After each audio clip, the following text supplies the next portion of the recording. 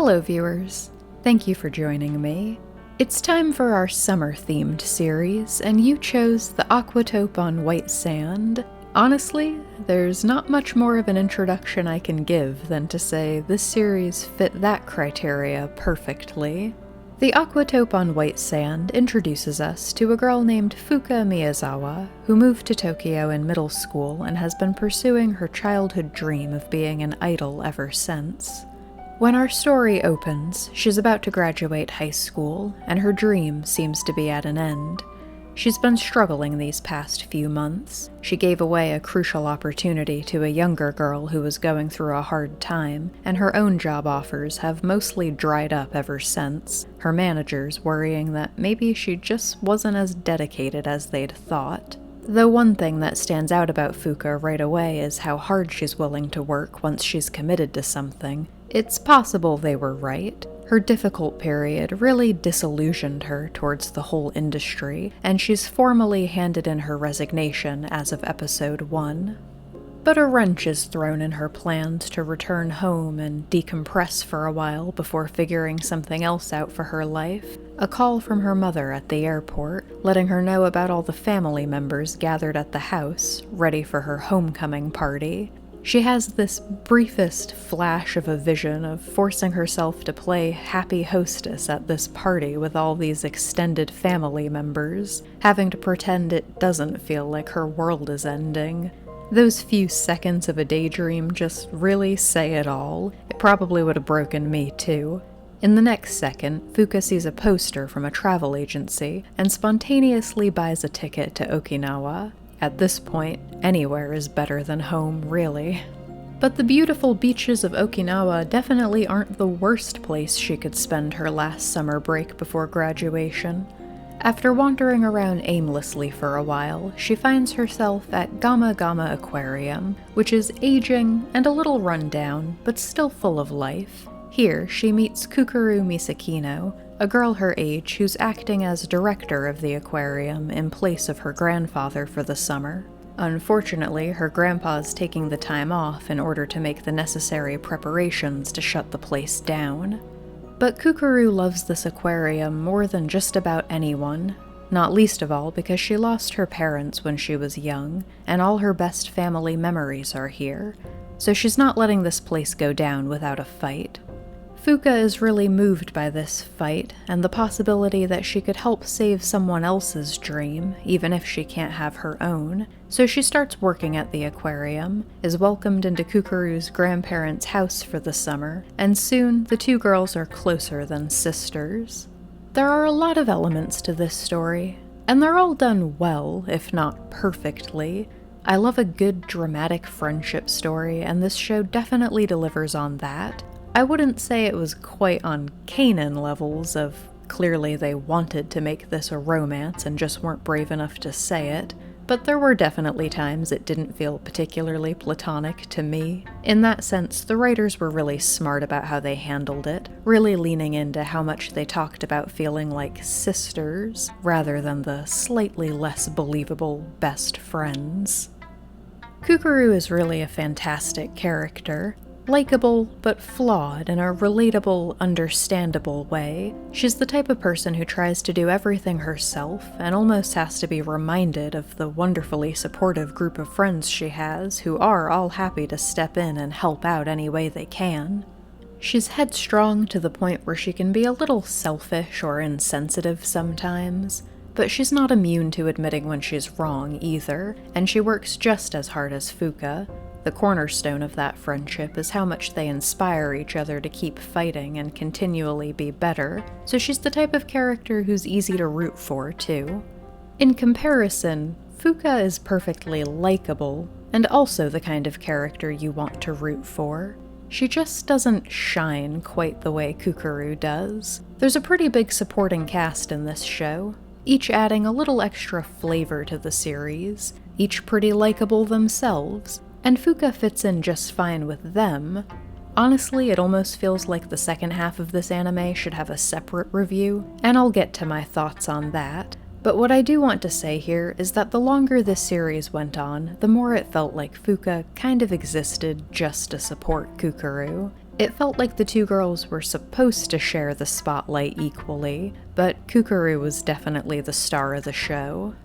The Aquatope on White Sand had a really interesting balance in its storytelling. It is equal parts an almost whimsical, Saturday morning cartoon type tale that really romanticizes following your dreams, as it is an occasionally depressingly realistic story about growing up. If I had to name an overarching theme to this show, it's about trying to find the space where you can make your dreams compatible with the real world. This isn't the kind of series that had a ton of twists and turns, but it did surprise me a few times. I had noticed that we were hitting certain milestones faster than I'd expected, but I was still a little surprised to see Gama Gama closed by episode 12. This series has 24 episodes that are technically all one season, but the time skip between episodes 12 and 13, among other things, really made it feel like the second half should have been its own season. A year later, our whole crew has transitioned over to working at a much bigger aquarium in the city, and the biggest struggle is that Kukuru was assigned to work in marketing, rather than with any of the animals, though she'll eventually learn there's value in this side of the job too. And you know what? The second half of the show is good. I don't want to give anyone the impression it wasn't, but the first half was something special, and not season 2 lost a bit of the magic. It all comes back to focus for me. I've said before that I love when a creator's passions show through in their work, and this series was another great example of that. There was a love for marine biology here that shows through with nearly every character. They almost can't help themselves when it comes to teaching you something new with each species that gets introduced on screen. But not in a way that ever felt off-putting or boring, I should add. The educational bits are all weaved in very naturally, just another example of how nerdy the characters are for this stuff, which was great. But what made this show really special in the first half was that Gama Gama is one of those locations that practically qualifies as being another character. I didn't get as sucked into this story as I did because the life of an aquarium attendant was just so enthralling on its own. It was this particular aquarium, and how much it meant to everyone who loved it, and how far they were willing to go to fight for it. It was actually pretty upsetting during those first few episodes at Tingarla that the writers seemed to think they could just move the story somewhere else and not lose something majorly important to their success. That initial feeling of betrayal, almost, is the reason, more than anything else, that I so adamantly believe this show should have been split up into 2 distinct seasons. Because I want to make it clear that the problem for me isn't that Gama Gama closes. I'm not trying to propose that the solution was to find some way to miraculously keep it open. I think that was the right choice. Like I said, this show's purpose was always twofold, as much about growing up as it was a celebration of the childlike joy they all have in their passion for this job. The longer the fight went on, the more desperate she became, the clearer it was that Kukuru didn't totally have her priorities in order. It's impossible for me to say she was fighting to save Gama Gama for the wrong reasons. The way they explored her backstory and how losing her parents shaped her was downright heartbreaking at times, and I can definitely relate to the feeling of having all your most important childhood memories tied to a specific place. The home where mine took place is now owned by strangers, and the first thing they did was tear down the pool and the vegetable garden and cut down the trees we all used to play in. All I can say is, I'm almost 30 years old now, and it's still hard for me to drive past that house and not get a little melancholy. I didn't have any trouble sympathizing with Kukuru's desperation. I actually got a little choked up during the episode where she and Fuka hole up there during a typhoon, and despite how hard she's worked to keep this place alive, the building starts literally going to pieces around her from the strength of the storm. There was an important lesson to be learned in letting go of Gama Gama about the true responsibilities of an aquarium director. And as much as she struggles with it, the marketing job and the lessons to be learned from having to look at the big picture was really a perfect continuation of that. It's not that I have any complaints about the direction they took the story for not season 2, it's just that once I reach the end of a series, I always look back and try to determine what the main goal of the storytelling was. If you try and boil it down to its simplest themes, what were they really trying to say?